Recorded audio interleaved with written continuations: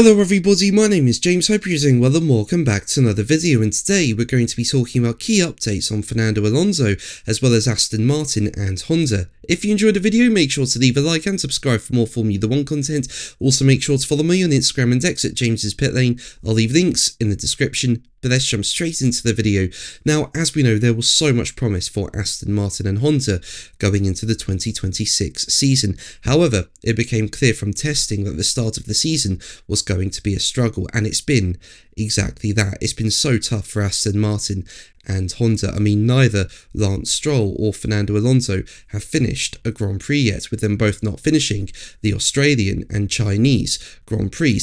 And on top of the lack of reliability, it also looks like, in my opinion, that Aston Martin are the slowest team on the grid. I mean, to me, it looks like new entrant Cadillac are faster right now than Aston Martin. So there's a huge amount of work to do for the team. Now, one of the major issues going into 2026 is that Honda have struggled to adapt to F1's new power unit rules, with them suffering from reliability issues, and the vibrations coming from Honda's internal combustion engine have also been damaging battery after battery. Now, Honda do feel that they increased reliability during the Chinese Grand Prix sprint weekend. However, they are still so far away from where they should be. And speaking about it, Honda's Shintaro Orihara said, "We cannot be satisfied with the double DNF in the Chinese Grand Prix. However, if we focus on the more favourable areas, we ran more miles than in Melbourne, which is encouraging. We also increased our reliability throughout the sprint weekend.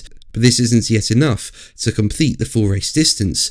We have improved the vibrations on the system side, but it's still an issue for driver comfort. This is a key area to address as we look ahead to the next race in Japan. As for Lance's DNF, we are currently investigating the root cause, and work will continue with HRC Sakura together with Aston Martin to understand what happened on the 9th lap. The 2026 regulations are far from simple, as shown by the number of DNFs and DNSs today. We know this isn't an excuse for our reliability and performance, and we will strive to improve. We have more work ahead of us, and this is our priority right now." Now, while Stroll retired early on in the Chinese Grand Prix because of a suspected battery issue in terms of Fernando Alonso, he ended up retiring because of the amount of vibrations he was suffering in the car, and onboard footage from Alonso's car that's been released shows Alonso taking his hands off the steering wheel multiple times. And Alonso told DAZN, as quoted by motorsport.com, "I retired because the engine vibrations were actually different today, or rather excessive, and starting around lap 20 or so, I began to lose all feeling in my hands and feet. Continuing until the end of the race while losing feelings in my hands and feet didn't make much sense."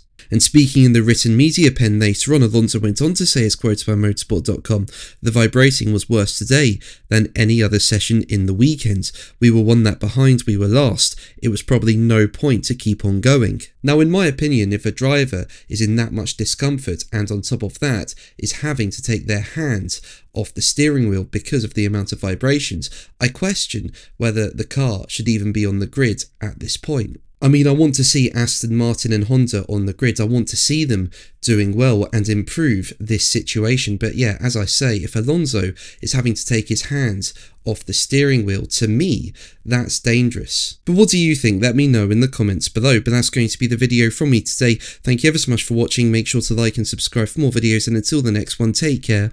Bye.